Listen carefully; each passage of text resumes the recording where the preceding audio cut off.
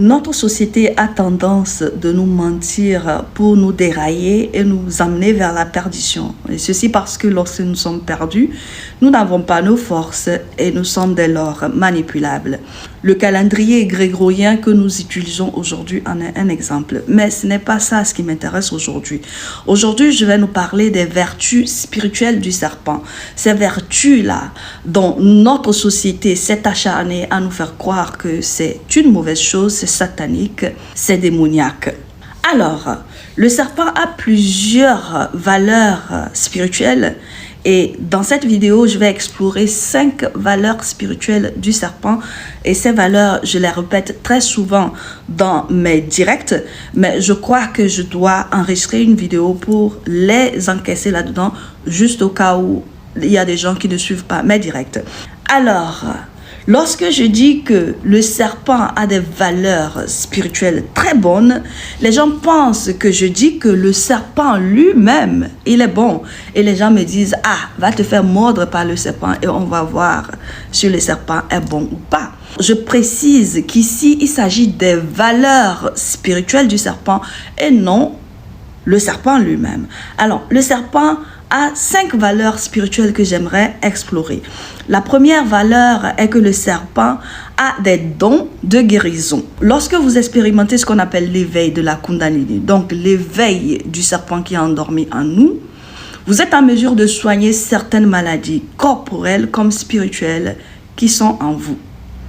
La preuve du serpent ayant des valeurs de guérison est que vous pouvez voir un serpent dessiné et enroulé tout autour d'un piquet sur les pharmacies, sur les équipements médicaux et même sur l'insigne de l'Organisation mondiale de santé. Si le serpent est une mauvaise chose, pourquoi est-ce qu'on dessinerait le serpent sur tout ce qui représente la santé? Il s'agit des vérités qu'on nous a cachées sous nos nez pendant qu'on nous mène à l'abattoir. La deuxième vertu spirituelle du serpent est que le serpent est signe de connaissance.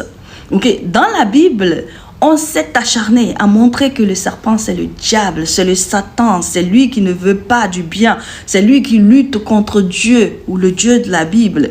Mais en vérité, lorsque vous regardez au-delà de comment la Bible présente le serpent, vous allez voir que le serpent joue le rôle d'un connaisseur. Dans ce jardin imaginaire d'Éden, par exemple, vous verrez que c'est le serpent qui a convaincu ces deux-là de manger un fruit interdit, sachant au préalable que ce fruit est un fruit de connaissance et que si ces deux-là mangeaient ces fruits, il allait avoir des yeux ouverts. Donc un fruit qui ouvre les yeux, la connaissance. Et le serpent connaît. Le serpent, dès lors, joue le rôle de connaisseur dans la Bible. La troisième valeur du serpent est qu'il est signe de fertilité. D'abord, le spermatozoïde de l'homme a la forme d'un serpent. Ensuite, lorsqu'un enfant est conçu, il a l'aspect d'un serpent. Après, nos colonnes vertébrales ont la forme de serpent. Très souvent, les femmes qui sont enceintes vont rêver de voir des serpents sous leur lit, des serpents sur leur lit ou des serpents et des bébés serpents un peu partout dans leur chambre. Quatrième vertu spirituelle du serpent est que le serpent représente la spiritualité, la force spirituelle.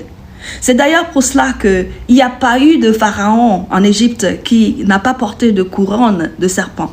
C'est grâce à l'éveil du serpent en nous, c'est-à-dire l'éveil de la Kundalini, que nous sommes en mesure de voir à travers le troisième œil et de voir dans le monde des esprits, d'expérimenter les choses que certaines personnes qui n'ont pas leur Kundalini éveillée ne peuvent expérimenter.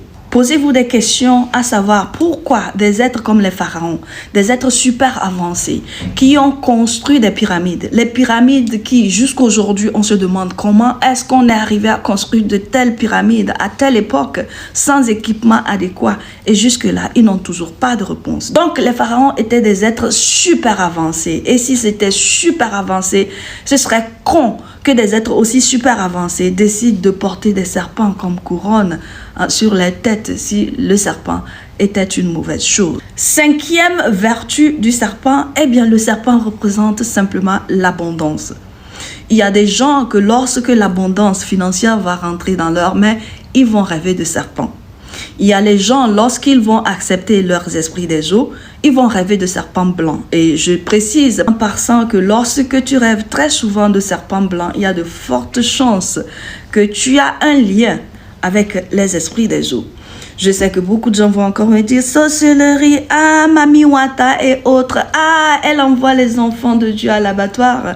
Mais le serpent est réellement de l'abondance. C'est pour cela que les gens qui ont l'esprit Mami, les gens qui sont incarnés par les esprits des eaux, sont des gens super abondants. Maintenant que tu connais les différentes vertus spirituelles du serpent, la prochaine fois que tu vas rêver de serpent, de grâce, ne panique pas.